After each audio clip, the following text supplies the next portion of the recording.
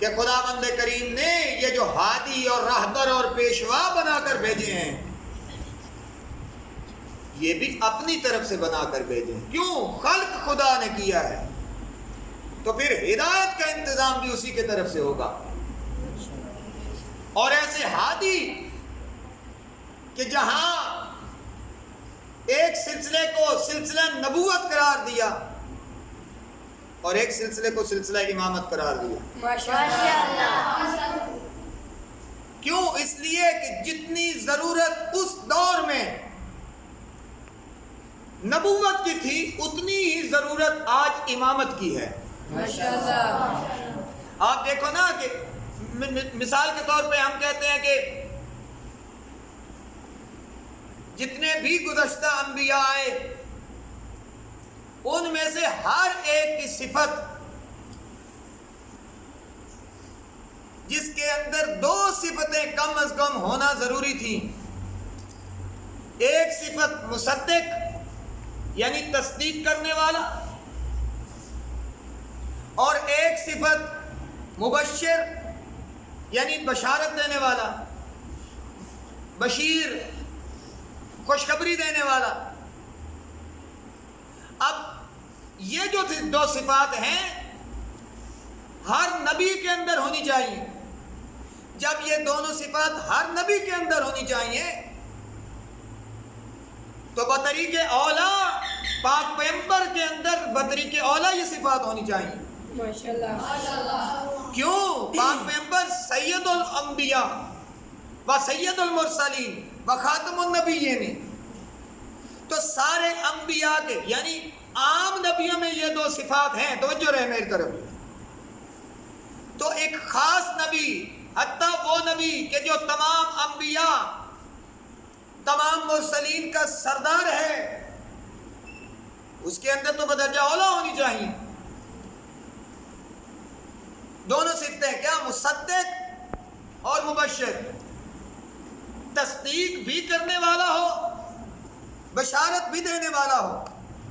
میں ان لوگوں کو جواب دینا چاہتا ہوں جو کہتے ہیں کہ نبی نے اپنی وفات کے بعد کا کوئی انتظام نہیں کیا تھا، کوئی خوشخبری نہیں دی تھی، کوئی بشارت نہیں دی تھی. میں کہتا ہوں کہ اگر تم نبی کی بشارت کو نہیں مانتے کہ کوئی بشارت نہیں دی تھی تو خود تم باقی انبیاء سے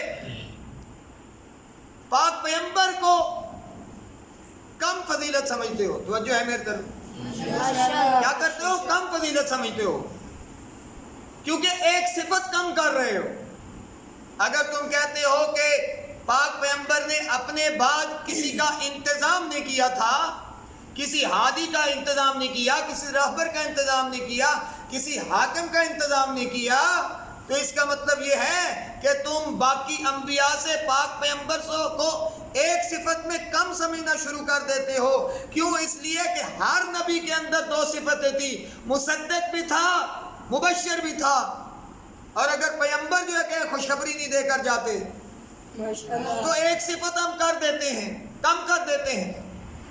آپ دیکھ لیں کہ جناب آدم تھے، مصدق بھی تھے، مبشر بھی تھے. مصدق تھے کہ خداوند عالم کی ذات وحدہ لا شریک ہے، اس کے علاوہ کوئی خدا نہیں. مبشر تھے کہ میرے بعد نوح آئیں گے. نوح آئے، آ کے تصدیق کی. مجھ سے پہلے آدم تھے، نبی تھے، مصدق بنے، تصدیق دی. اور بعد میں آنے والے کہا میرے بعد ابراہیم آئیں گے، مبشر، بشارت دی. جناب ابراہیم آئے، کہا مجھ سے پہلے نوح تھے، تصدیق کی.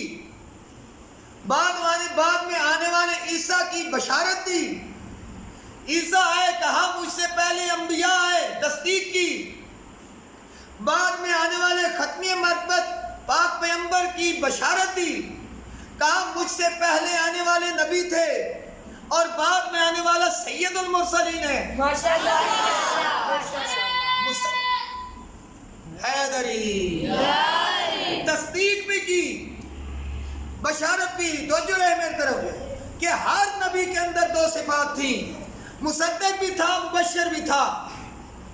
جناب نوح نے آدم کی تصدیق کی، ابراہیم کی بشارت دی، ابراہیم نے نوح کی تصدیق کی، موسیٰ کی بشارت دی، موسیٰ نے ابراہیم کی تصدیق کی، عیسیٰ کی بشارت دی، عیسیٰ نے موسیٰ کی تصدیق کی، محمد کی بشارت دی۔